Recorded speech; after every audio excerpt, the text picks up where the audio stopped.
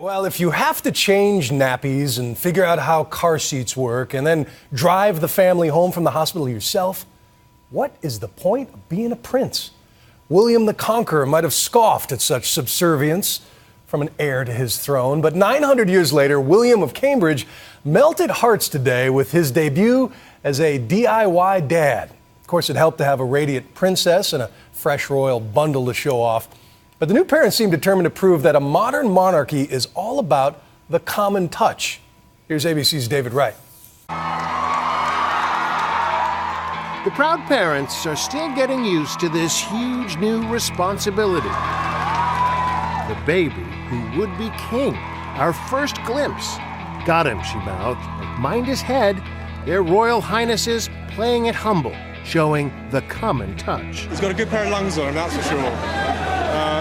He's a big boy, he's quite heavy. No name yet, but baby Cambridge does have a full head of hair. He's got way more than me, thank God. His first throne, a baby-safe car seat. Retail price about $150. Carried, in this case, by a nervous young prince who struggled to click it in place, mopping his brow as any first father might.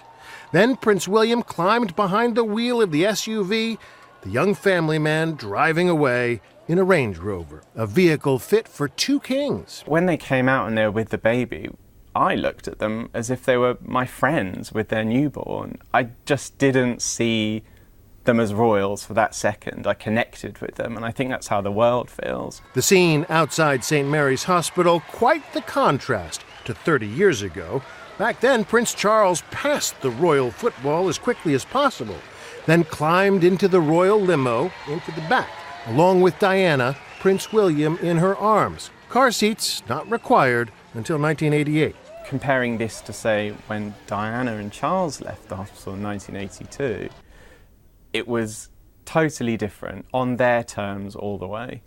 As modern as the young royals might be, this event is all about ensuring the future of the monarchy. Today had all the trappings of royal tradition on full display. The band at Buckingham Palace, the bells of Westminster. And across the Thames, and across from the palace, the Funny Hat Brigades shot off the cannons to salute the future king.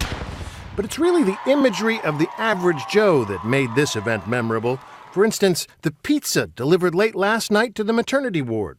Unless royal protection officers are in the habit of feeding everyone else on the ward, which I very much doubt they are, then I think we can conclude that those pizzas were for Kate and William as well, I'm sure.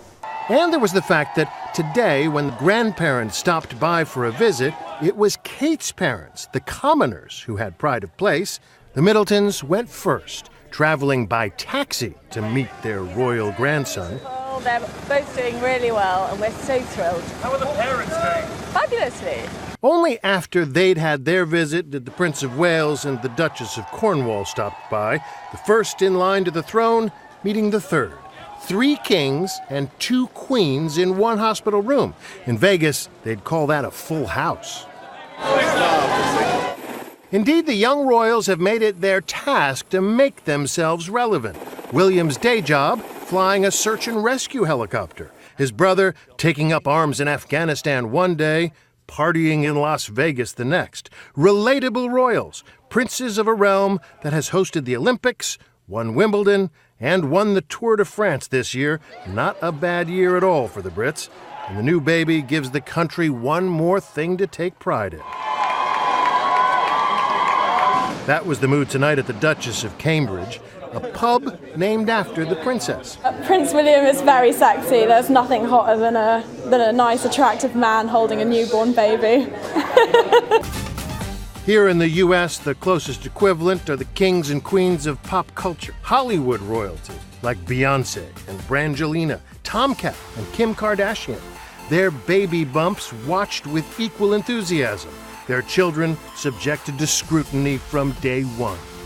But there's a big difference. Celebrities tend to go for conspicuous consumption, arriving at the hospital ward with an entourage. I've seen acupuncturists, massage therapists, midwives, chefs, nannies, photography people, just really a whole room full to greet the new baby. Some take it upon themselves to redecorate the delivery room. Mariah Carey, when she gave birth, money, couches, scented candles. It was, a wonderful operatic moment that she orchestrated. Jennifer Lopez insisted that the whole suite was full of white couches. She wanted it very peaceful. We are talking in the millions to completely outfit not only with top-of-the-line furniture, but you also have to think about the security, the doctors, everything there. Of course, you'd have to have hair and makeup. The funny thing is that you would think that when a celebrity is giving birth that they wouldn't need hair and makeup and have their whole glam squad there, but a lot of them secretly do have it done.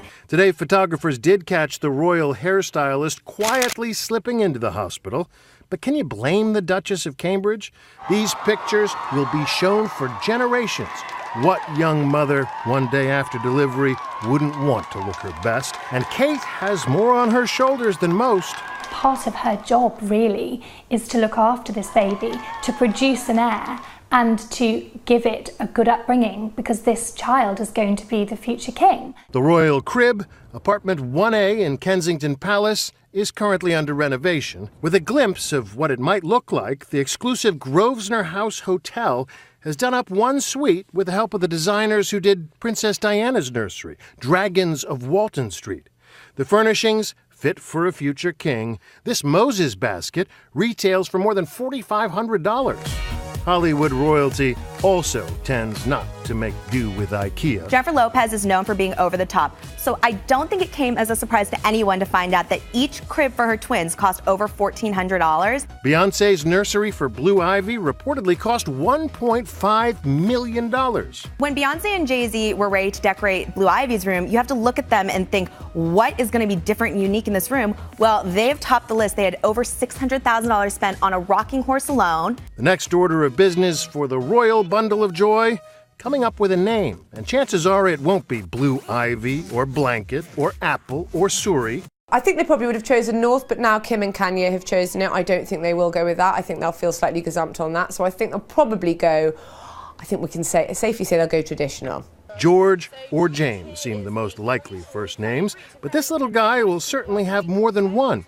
His dad's full name is William Arthur Philip Lewis. The baby will have a mouthful too. We're still working on a name, so we'll have that as soon as we can. But it's the first time we've seen him really, so having a proper chance to catch up. As they catch up, the world will be watching for updates. In a way, the royal family is the world's most glamorous reality show, played out in real time over the course of centuries. The show just got a new star. I'm David Wright for Nightline in Hollywood.